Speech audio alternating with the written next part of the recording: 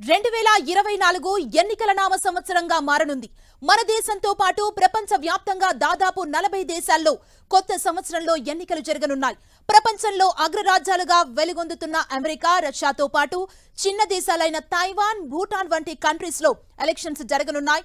ఇక కొత్త ఏడాదిలో ఇండియాలో లోక్సభతో పాటు 6 రాష్ట్రాల్లో కొత్త పాలక వర్గాలు కొలువుదీరనున్నాయి.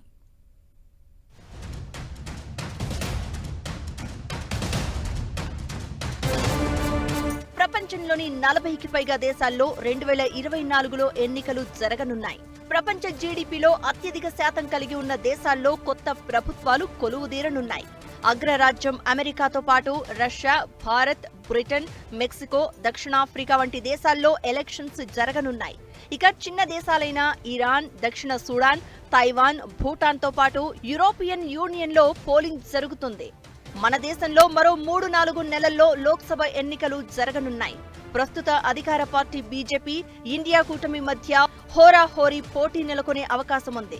హిందీ బెల్ట్ రాష్ట్రాలతో పాటు హిందూ ఓటర్లపై ఆశలు పెట్టుకున్న బీజేపీ వారిని ఆకర్షించేందుకు అవసరమైన ప్రణాళికలు సిద్ధం చేస్తోంది.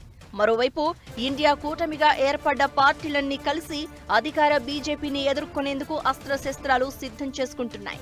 ఇక కొత్త సంవత్సరంలో దేశంలోని 6 రాష్ట్రాల అసెంబ్లీలకు కూడా ఎన్నికలు జరగనున్నాయి.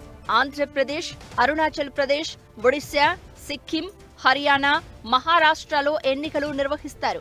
ఇక ఏపీలో రాజకీయాలు రసవత్తరంగా మారాయి. రాష్ట్రంలో అప్పుడే ఎన్నికల వేడి మొదలైంది. ఒక్క ఛాన్స్ అంటూ 2019లో అధికారంలోకి వచ్చిన జగన్ పాలనకు ప్రజలు మార్కులు వేసే టైం వచ్చింది.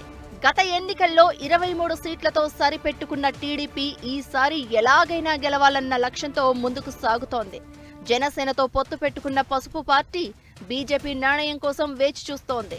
అటు కాంగ్రెస్ సైతం ఇండియా కూటమి పార్టీలతో కలిసి ఎలాగైనా అధికారం దక్కించుకోవాలని పావులు కదుపుతోంది.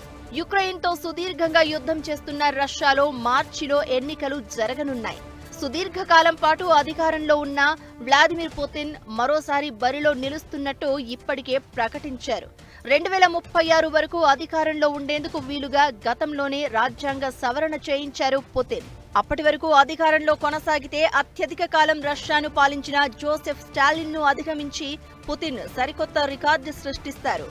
ఇక ఇండియన్స్ ఎక్కువగా ఉండే అగ్రరాజ్యం ఎన్నికలపై అటు అమెరికాతో పాటు భారతీయులు ఆసక్తి చూపుతున్నారు. కొత్త ఏడాది నవంబరులో అమెరికా ఎన్నికలు జరగనుండగా డెమోక్రటిక్ పార్టీ తరపున ప్రెసిడెంట్ జో బైడెన్ మరోసారి తన అదృష్టాన్ని పరీక్షించుకుంటున్నారు. ఇక రిపబ్లికన్ పార్టీ తరపున డొనాల్డ్ ట్రంప్ బరిలో ఉండగా ఇదే పార్టీ నుంచి అభ్యర్థిత్వం కోసం భారతీయ సంతతికి చెందిన వివేక్ రామస్వామి సైతం బరిలో నిలిచారు. 20 దేశాలకు పైగా ప్రాతినిధ్యం వహిస్తున్న యూరోపియన్ యూనియన్ ఎన్నికలు జూన్లో జరగనుండగా అదే నెలలో మెక్సికోలోనూ ఎన్నికల నగారా మోగనుంది. ఇక హిమాలయ దేశం భూటాన్, తైవాన్, దక్షిణాఫ్రికా ఎన్నికలు ప్రపంచవ్యాప్తంగా ఆసక్తి రేపుతున్నాయి.